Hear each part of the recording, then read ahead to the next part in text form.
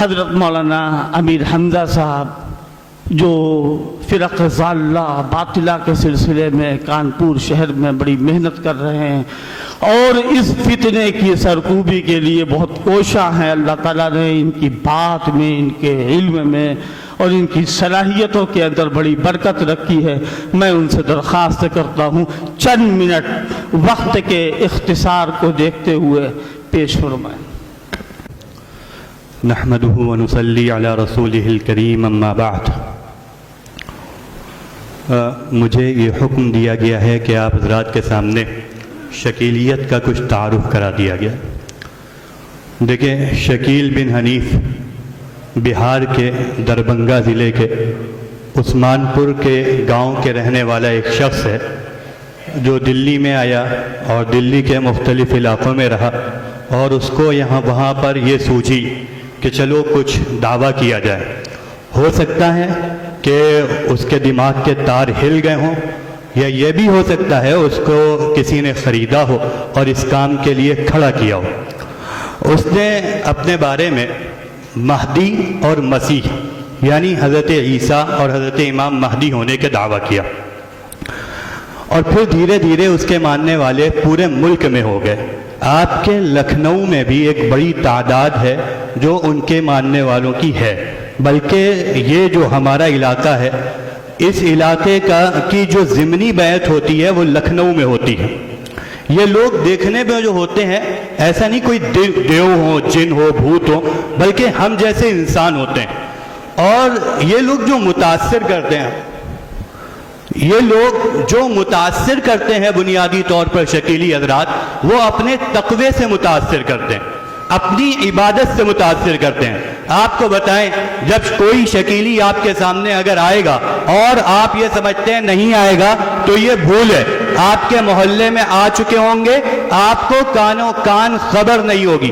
شکیلی حضرات کے محنت کا یہ عالم ہے کہ ہم نے کانپور میں دیکھا کہ ایک ہی دن میں ایک ہی شکیلی جاجمئو میں محنت کر رہا ہے، شام میں وہ طلاق محل میں آ رہا ہے، اسی وقت رات میں وہ کہیں اور جا رہا ہے. اس طریقے سے محنت کرتے ہیں. اگر آپ یہ سوچتے ہیں کہ ہمارے علاقے میں، ہمارے محلے میں نہیں ہے تو یہ آپ کی بھول ہے.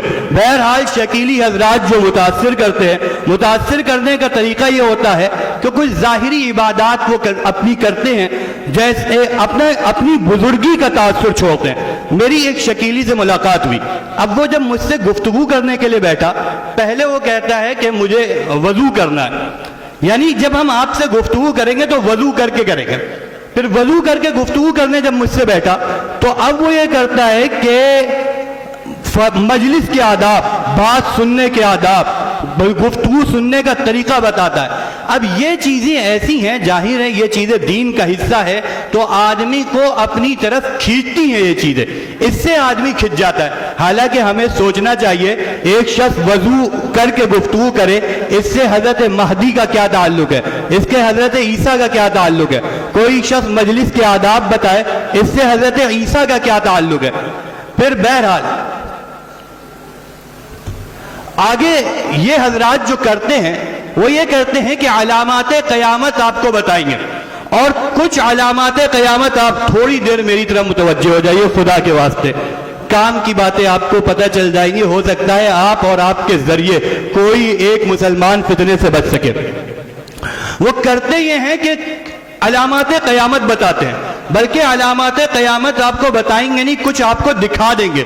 مثلا رسول اللہ صلی اللہ علیہ وسلم نے فرمایا آخری دور میں کچھ ایسی عورتیں ہوں گی جو لباس پہن کر ننگی ہوں گی. اب اس حدیث کی تشریح اور مصداق آپ کو دکھا دیں گے. آپ کو دیکھ لیا، یہ بتائیں گے کہ یہ ہو رہا ہے.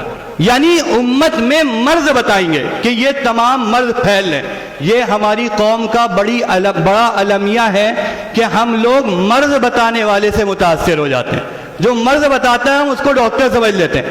مرض بتانے والا ڈاکٹر نہیں ہوتا. ڈاکٹر کا کام ہوتا ہے علاج کرنا. مرض پتہ ہو یا نہ پتہ ہو، معلوم ہو یا نہ ہو، اگر ہم ٹھیک ہو جائیں، یہ ماہر حکیم اور ماہر ڈاکٹر کی نشانی ہے. تو یہ لوگ امراض بتا کر آدمی کو متاثر کرتے ہیں، اور جب آدمی متاثر ہو جاتا ہے تو پھر اب وہ کچھ بھی دین کے نام پر بتاتے ہیں وہ آدمی قبول کر لیتا ہے۔ تو بنیادی طور پر یہ لوگ متاثر کرتے ہیں اپنے اعمال کے ذریعے، علامات قیامت کے ذریعے۔ ہمیں کرنا کیا چاہیے؟ ہمیں کرنا یہ چاہیے کہ جو شخص علامات قیامت کو خوب بیان کر رہا ہے ہمیں اس پر نگاہ رکھنی چاہیے، ہو سکتا ہے ایسا شخص شکیلی فتنے سے متاثر ہو۔ دیکھیے ایک بات ہم بتائیں کہ کوئی بھی فتنہ آپ پر حملہ آور تب ہو سکتا ہے جبکہ آپ کی کیسٹ خالی ہوگی، یعنی آپ نے اس فتنے کے بارے میں نہیں جانا ہوگا۔ بھائی کیسٹ میموری کارڈ اگر خالی ہے تو اس کو کوئی بھی بھر دے گا۔ اگر میموری کارڈ کو پہلے سے ہم نے بھر دیا، ہم نے بتا دیا کہ بھائی حضرت مہدی کی علامت یہ ہے، حضرت مہدی کا نام حضور صلی اللہ علیہ وسلم کے نام پر ہوگا، ان کے والد کا نام حضور صلی اللہ علیہ وسلم کے والد کے نام پر ہوگا۔ آپ ابو داؤد شریف اٹھائیے، ابو داؤد شریف میں حدیث نمبر 4279 سے لے کر 4290 تک، 4200 موبائل پر بہت آسانی سے آپ لوگ نکال سکتے ہیں۔ حدیث نمبر 4279 سے لے کر 4290 تک امام مہدی کا بیان ہے۔ اس میں آپ کو روایات مل جائیں گی کہ امام مہدی کا نام جو ہوگا وہ حضور صلی اللہ علیہ وسلم کے نام پر ہوگا، ان کے والد کا نام حضور صلی اللہ علیہ وسلم کے والد کے نام پر ہوگا، وہ مدینے کے رہنے والے ہوں گے۔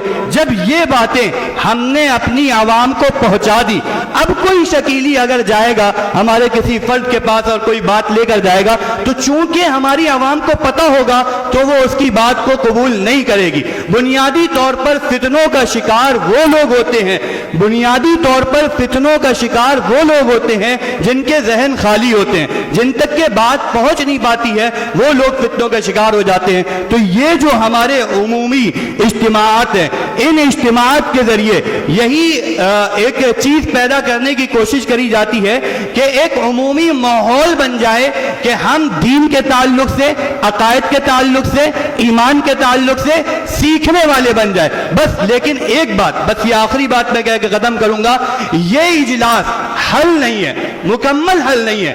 آپ کو خصوصاً جو ائمہ حضرات ہیں ان حضرات کو فارغ کرنا پڑے گا، ان حضرات کو بھیجنا پڑے گا مولانا عبد الباری صاحب کے پاس۔